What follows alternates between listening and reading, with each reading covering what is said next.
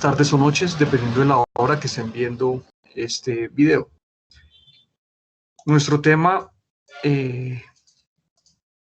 a trabajar o a tratar en esta clase es la personalidad jurídica del Estado y después de nuestro Estado colombiano. Entonces, ¿qué es lo primero que tenemos que revisar?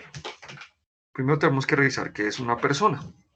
Entonces, como lo dice la imagen y lo indica la doctrina, son seres con idoneidad para ser titulares de derechos. Entonces, que tienen esa potestad, esa facultad de ser titulares de derechos, cualquier tipo de, empezando por aquellos derechos que son inalienables de todos los seres humanos, es decir, los derechos humanos, los derechos fundamentales, los derechos que intrínsecamente se tienen por el solo hecho de ser persona.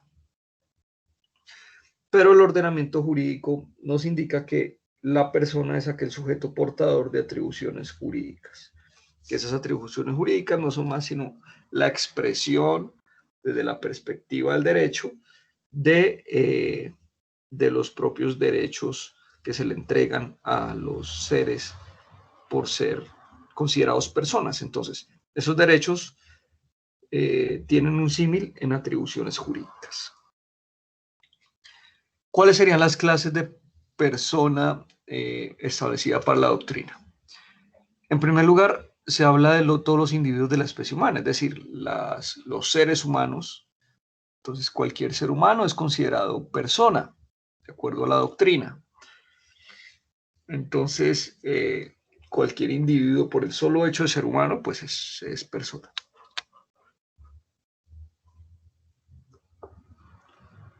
Pero también existe cierto tipo de seres que pueden ser considerados individuales y otros colectivos. Los individuales, pues es cada uno de nosotros, en el entendido de integrados dentro de una propia sociedad.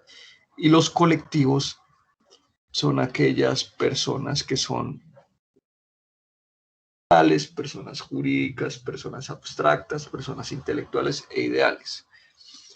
Aunque es menester aclarar que pueden haber personas individuales también morales, personas individuales también jurídicas, personas individuales también abstractas, personas individuales intelectuales y personas individuales ideales. Pueden haber desde esa perspectiva. Pero, en principio, se hace como una referenciación como para poderlos diferenciar de los individuales entendidos como seres animados a los colectivos, en este caso, como los quería establecer la doctrina, que son aquellos seres inanimados, pero haciendo el análisis concienzudo, real, desde un análisis correcto que se tiene que entender. Entonces, tanto los seres individuales como colectivos pueden ser personas morales, jurídicas, abstractas, intelectuales o ideales. Ahora, según el ordenamiento jurídico colombiano, en el artículo 73 del Código Civil, el cual deberán leer ustedes, se habla de una clasificación de las personas, y es personas naturales y personas jurídicas. Entonces, ahí vamos a irlo acoplando de acuerdo a lo que hemos venido hablando. Entonces, esa A viene a caber dentro de las personas naturales y esa B hace referencia realmente a las personas jurídicas como tal.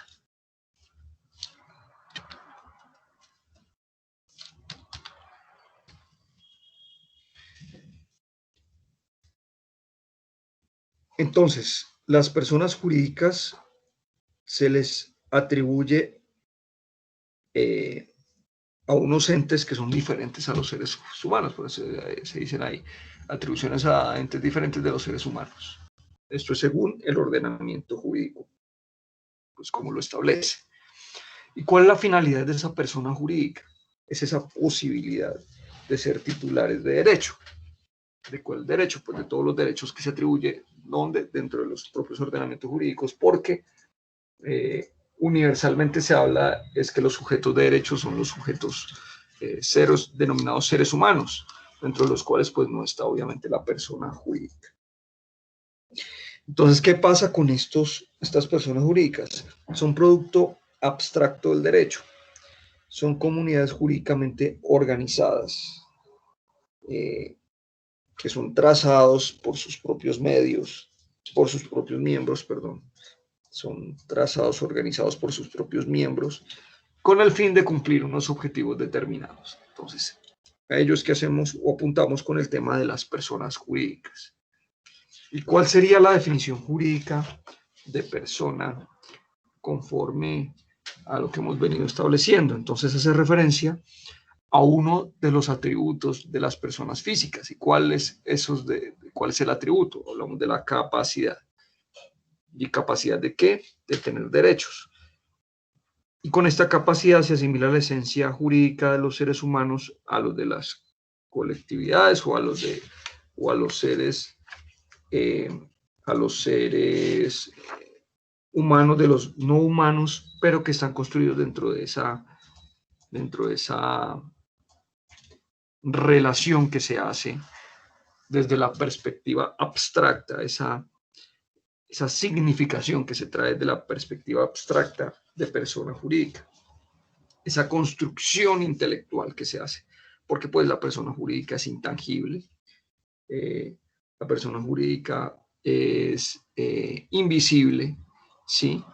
Y no, como no tiene materia, como no se puede tocar, entonces simplemente por sí sola no significa nada. Es decir, cuando hablamos de un ser humano y hablamos de la persona jurídica, al ser una construcción netamente intelectual, netamente humana, pero de la perspectiva de la creación que hace el mismo ser humano, pues simplemente no tiene per se o por sí misma no tiene una capacidad de actuar, es decir, esa capacidad de actuar se la viene entregando es a través de la construcción jurídica que sigue dándole esa posibilidad de tener esa capacidad de ser portador o ser sujeto de derechos.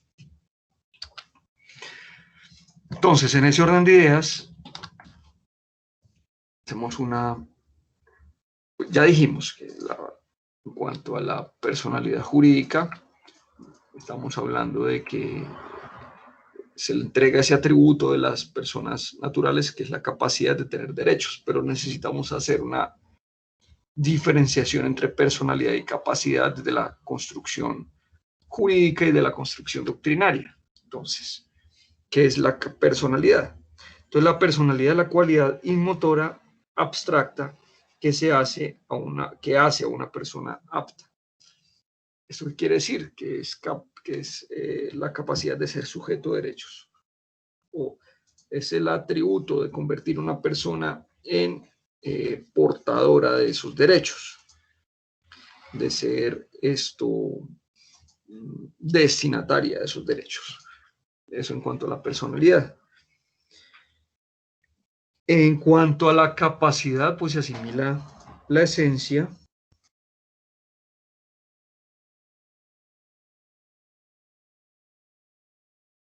de los humanos, construcción que habíamos dicho hace un rato, esa construcción que es netamente intelectual, que es netamente,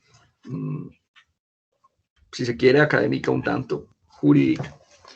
Pero bueno, ese es como el comparativo entre personalidad y capacidad. De todas formas, ambas son construcciones, ¿verdad? Pero la personalidad es esa cualidad inmotora abstracta que hace una persona apta. En cambio, la capacidad asimila la esencia de los seres humanos a las colectividades, pero no solamente a las colectividades, sino ya vimos que en el caso de las personas, o más bien de los seres, personas que denominamos morales, jurídicos, abstractos, intelectuales o ideales, que es otra construcción, pues allí les otorgando a ellos pues ese atributo. Ahora, entre personalidad y capacidad, pues la personalidad se lo entrega tanto a humanos como a seres, digamos, no humanos, digámoslo así, o seres no humanos no, sino personas no humanos, como son las personas jurídicas. En cambio, la capacidad es que toma de los seres humanos ese atributo y se lo entrega a esas construcciones intelectuales denominadas personas jurídicas o abstractas, etc. Ahora, hay una comparación que es importante tener en cuenta. La personalidad es la aptitud de ser sujeto de relaciones jurídicas, en sentido amplio.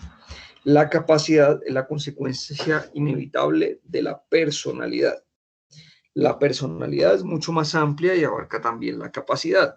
La capacidad es un atributo intrínseco del sujeto que le permite ser el centro del derecho.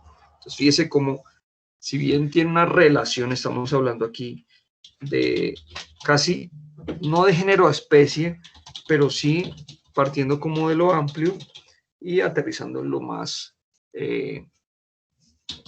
pequeño, más concreto. Lo amplio es hablar de la personalidad, por eso decimos que es la aptitud de ser sujeto de relaciones jurídicas y que es mucho más amplia, abarca también la capacidad. En cambio, la capacidad es la consecuencia inevitable de la personalidad, es un atributo intrínseco del sujeto, le permite ser el centro del derecho. Entonces, en ese orden de ideas, la personalidad es considerada como absoluto, unitario e indivisible. Absoluto porque hace parte siempre del ser humano. Unitario porque es única, no se puede fraccionar, no decimos que hay 3, 4 personalidades, no, es una sola personalidad, y es indivisible de la propia persona como tal. En cambio, la capacidad es diferente. La capacidad no estamos hablando ni de absolutismo, ni de ser unitario, ni de ser indivisible. En ese orden de ideas, de acuerdo al doctrinario Carrejo, nos dice que la personalidad es estática, es una cualidad del ser humano o de agrupaciones en sí mismos considerados. En cambio, la capacidad es dinámica, va cambiando. La capacidad es la posibilidad de actuación en la vida jurídica. Entonces, en ese orden de ideas, si la personalidad es la cualidad del ser humano, considerados en sí mismo por el hecho de ser, de considerarse un ser humano, pues simplemente allí está arraigada totalmente al ser humano como tal, a la persona. En cambio, la capacidad, al ser un complemento de la personalidad, es la que le otorga a esa persona no solamente el ser humano, sino aquella persona que es construida desde el intelecto, esa capacidad o esa posibilidad más bien de realizar o de tener acciones dentro de la vida jurídica. Sería como la gran diferenciación entre esas dos. En ese orden de ideas, al hablar de la personalidad jurídica del Estado, tenemos que hablar de las funciones básicas del Estado, que las funciones básicas del Estado no es otra cosa más que aquellos poderes o finalmente aquellas ramas del poder público que existen, que es la ejecutiva o administrativa, la judicial y la legislativa. Obviamente cuando ya hablamos de la función ejecutiva, judicial y legislativa, ya sabemos cuál es la connotación que tiene y cómo hay influencias de unas con otras y cuándo podría haber función ejecutiva en la rama judicial o en la rama legislativa y viceversa.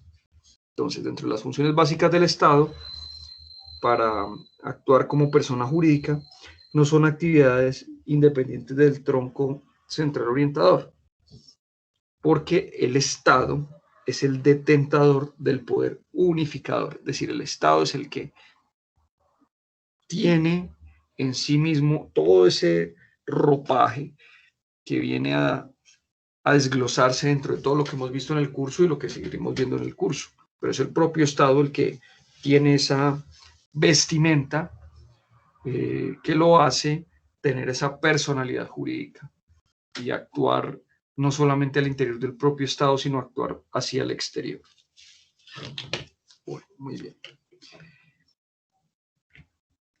Entonces, ¿qué podemos ver? Entonces, ahí tenemos que revisar un poco acerca de la clasificación que podemos encontrar de la personalidad jurídica del Estado. Entonces, o de la persona jurídica del Estado, de la persona jurídica en general. Entonces, hay personas jurídicas de derecho público y de derecho privado. Hablaremos primero de las de derecho privado porque digamos que son las que más eh, vamos a descartar en este curso, porque pues igual de ellas solamente haremos una mención rápida y continuamos con las personas jurídicas de derecho público. Todas las personas jurídicas de derecho privado, de acuerdo a la legislación civil, ha excluido las normas referentes a las personas jurídicas de derecho público. De hecho, el artículo 635 del Código Civil, en sus disposiciones no se extienden, a las corporaciones o fundaciones de derecho público que se financien con fondos del Tesoro Nacional. Es decir, allí, y pues si hacemos una revisión integral del Código Civil y de toda la normatividad privada, nos vamos a dar cuenta que descarta cualquier posibilidad de regulación, no que descarte a la persona jurídica como construcción, sino descarta cualquier posibilidad de reglamentación o de regulación. Me refiero a la persona jurídica de derecho público. Estamos hablando de la persona jurídica de derecho privado. Ahora, en cuanto a las personas jurídicas de derecho público, su creación se debe al desarrollo legal del propio derecho público, que ha dicho la Corte Constitucional al respecto. Aquellos en que se traduce el poder del Estado, yo directamente o yo como derivación del mismo orden de la prestación de los servicios públicos. Entonces, fíjese que orienta ese tema de la organización de la persona jurídica de derecho público desde la perspectiva de la prestación del servicio público. Entonces, reitero, dice, aquellos en que se traduce el poder del Estado en yo directamente o yo como derivación del mismo orden de la prestación de los servicios públicos. Entonces, esto tiene que ver es con los servicios públicos, pero servicios públicos no domiciliarios, sino todos los servicios públicos, es decir, la atención que hace el Estado a través de qué, de la administración pública para llevar a cabo pues, sus funciones administrativas. Entonces, en Colombia hay una carencia de régimen jurídico definido. De hecho, podemos encontrar que la ley 153 de 1887 en el artículo 80 determinó que serían personas jurídicas de derecho público. Estableció la nación, los departamentos, los municipios, los establecimientos de beneficencia y los de instrucción pública y las corporaciones creadas y reconocidas por la ley. Luego, después, el decreto 393 del 57 estableció que los establecimientos públicos adquirían la condición de personas jurídicas desde el momento en que se constituyeran y de conformidad con el acto de poder que los creaba. Luego, posteriormente, en la reforma del 68, se introdujo un alto grado de claridad en relación con la personalidad jurídica del nivel descentralizado por servicios. A continuación, los decretos 1050 y 3130 del 68 estableció, junto con el decreto 130 del 76, la conformación de un cuerpo de instituciones de primer y segundo grado, donde la base fundamental obedece al conocimiento que hace de su personalidad jurídica. Luego, después, la ley 489 del 98 recogió toda esta perspectiva de todo lo que hemos venido mencionando. Asimismo, con la expedición de los códigos de régimen municipal y departamental, se estableció efectivamente una parte de las orientaciones sobre el régimen jurídico de la personalidad jurídica desde la perspectiva de la descentralización territorial. Y asimismo existen otra serie de normas, pero la que más desarrolló toda esta situación, además estableciendo pues obviamente la base o también el marco general a través del cual se identifica la existencia de todo esta persona jurídica dentro del Estado colombiano y de todas las entidades que hacen parte de ella, pues es la propia Constitución de 1991. Entonces, esta personalidad jurídica en Colombia lo detenta un ente abstracto y soberano denominado la nación. Entonces, esa personalidad jurídica es denominada la nación. ¿Y se ampara en qué? En todas aquellas actuaciones de los poderes públicos y en especial los del sector central de la Administración Nacional, y se justifican a partir de la existencia de la personalidad jurídica en actividades como las propias del tráfico jurídico ordinario y las referentes a la representación judicial y extrajudicial de los órganos públicos. ¿Y de qué órganos estaríamos hablando aquí en este caso? Pues estaríamos hablando de la Presidencia de la República, de los ministros, de los departamentos administrativos, de las superintendencias sin personas jurídicas y de los demás órganos propios del sector central de la Administración Nacional, que lo verán ustedes en la exposición referente a ese tema.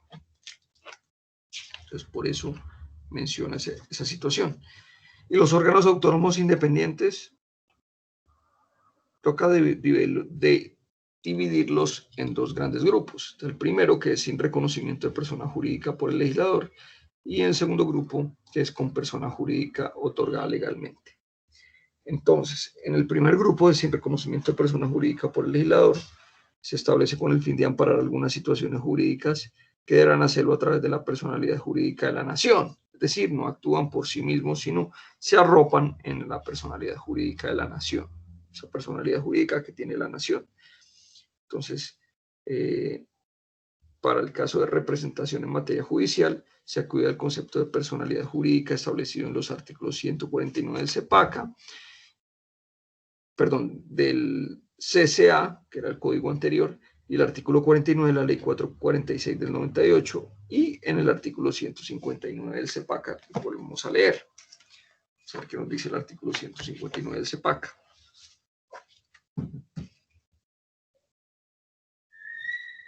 Dice así, artículo 159, obligación de los gobernadores, alcaldes, intendentes y comisarios.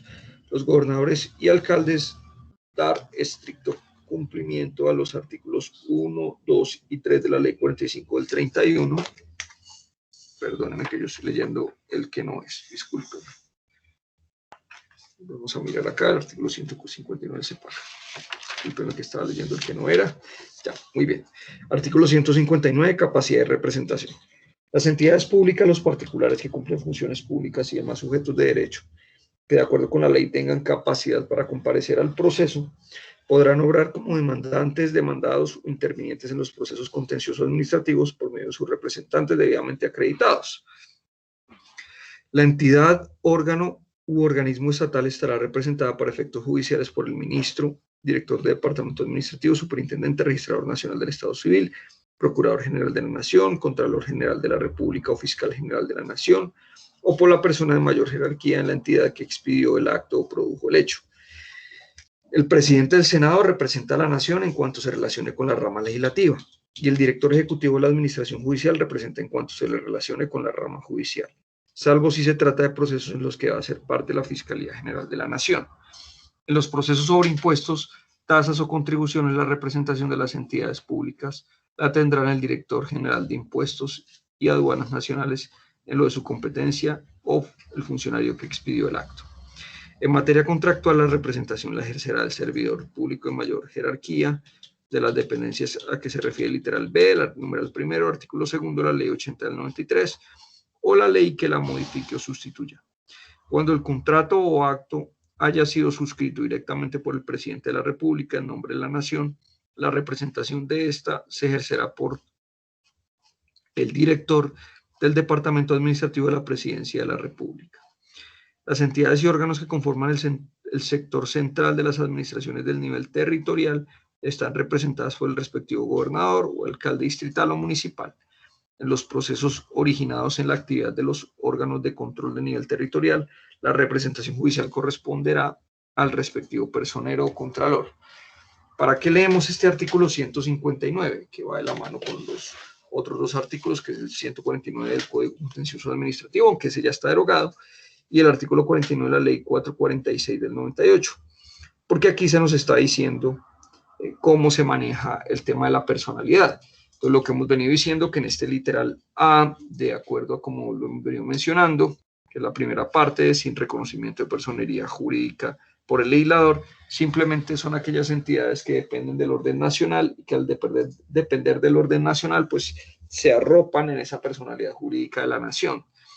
Pero nos muestra la parte B, que es con personería jurídica otorgada legalmente, sobre todo en el tema de las entidades descentralizadas, que es la descentralización, desconcentración y delegación es el otro tema que veremos más adelantico, en el cual estas entidades descentralizadas, que pueden ser descentralizadas por servicios, territorial y por colaboración, estos sí deben tener personería jurídica.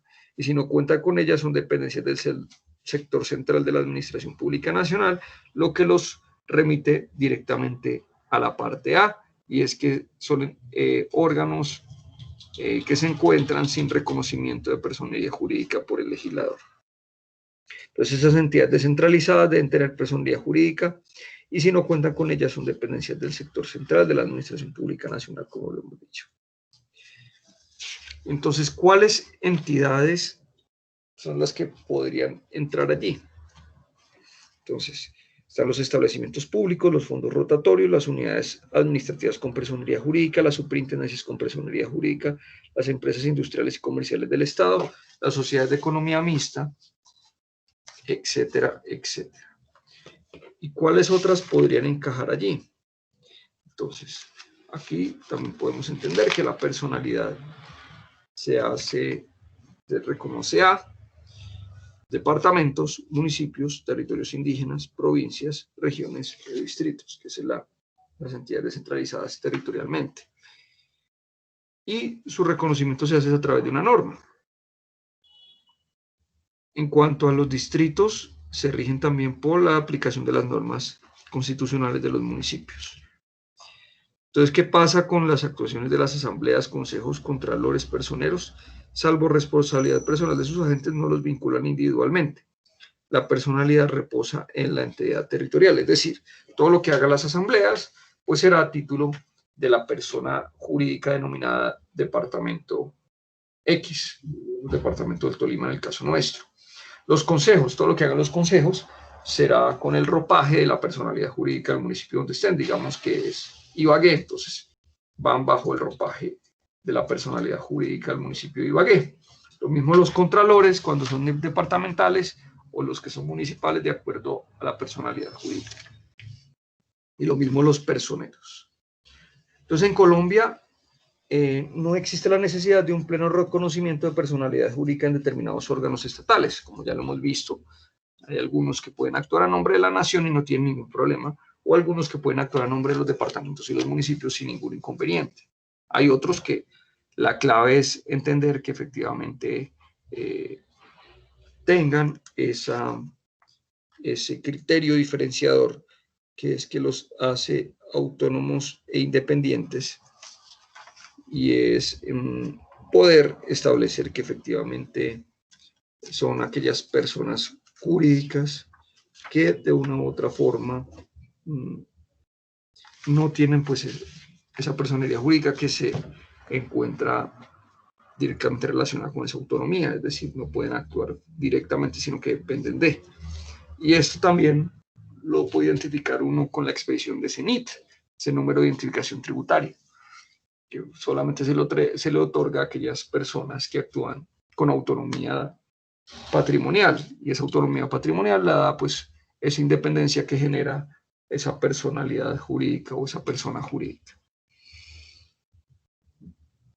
Entonces, por eso decimos que no existe la necesidad de un pleno reconocimiento de personalidad jurídica en determinados órganos estatales para justificar su presencia en el tráfico jurídico ordinario, sobre todo en el tema de contratación estatal. El artículo 352 de la Constitución nos indica la capacidad de organismos y entidades estatales para contratar. Y de acuerdo a la Ley 80 del 93, nos establece la diferenciación entre capacidad para actuar en el tráfico jurídico y la personalidad jurídica. Entonces, allí en esa capacidad para actuar en el tráfico jurídico nos indica que puede actuar el Senado, la Cámara, la Contraloría Nacional, la Contraloría Departamental, la Municipal, la Procuraduría, el Ministerio o los ministerios, los departamentos administrativos, la Superintendencia sin personalidad jurídica, las unidades administrativas sin personalidad jurídica, la Fiscalía General de la Nación, la Corte Suprema de Justicia, esto a nivel nacional. Entonces, todos ellos pueden representar a la nación de acuerdo a lo que hemos hablado. Esto solamente compromete a la nación en la celebración de contratos de manera directa. Eso sería básicamente lo que necesitábamos ver referente a la personalidad jurídica. Entonces, ¿esto qué nos indica? Nos lleva a la conclusión de que para poder entender e identificar ¿quiénes van a actuar? ¿Cómo tienen que actuar? Pues hay que buscar quiénes tienen la personalidad o la persona jurídica, quienes se consideran como persona jurídica dentro del Estado colombiano. Entonces, aquellos que son independientes, que son autónomos, esos son considerados que tienen persona jurídica o personalidad jurídica aparte, y aquellos que son dependientes absolutos, sobre todo los del gobierno del nivel central, pero también podría ser el símil en el nivel departamental y nivel municipal, pues entonces ellos, los que no cuentan con una independencia, pues actuarían a nombre del departamento o del municipio o del distrito, y los que son autónomos, pues actúan a nombre propio. Es decir, cuando hablábamos en principio de la existencia de varias autoridades administrativas y hablamos de varias administraciones públicas, pues cada administración pública tiene a su cargo una persona jurídica, una personalidad jurídica. Entonces, se le otorga esa personalidad jurídica, indica esa autonomía patrimonial, financiera, presupuestal, autonomía administrativa, y toda esa autonomía se traduce precisamente en esa personalidad jurídica que también se identifica a través del NIT.